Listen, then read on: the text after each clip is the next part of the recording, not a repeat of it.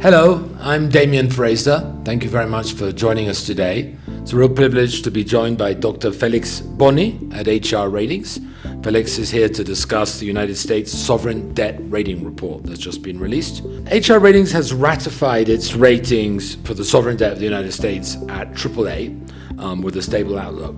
Can you tell us briefly what the main factors are behind this ratings? One of the metrics that we use will be debt or public debt to GDP.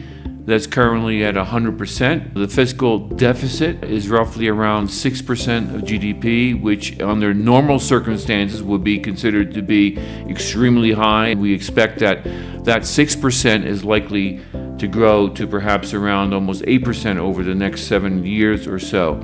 But especially important would be interest costs, which we expect to grow by over 1% of GDP over the next few years, because as the debt grows, the cost of that debt relative to GDP increases at an even faster rate. Another element in our forecast, and one in which we diverge from the Congressional Budget Office, we're assuming that the defense spending will go to around 3.5% of GDP. Probably should grow to around 4% of GDP, especially now given what's been going on in the Middle East. 4 to 5% is probably what is required. So the fiscal situation is a major issue, but on the other hand, which we believe sets that, is the dynamism of the U.S. economy. We think the dominance of the U.S. dollar and the attractiveness of the U.S. economy for foreign capital and the United States as a source of investment really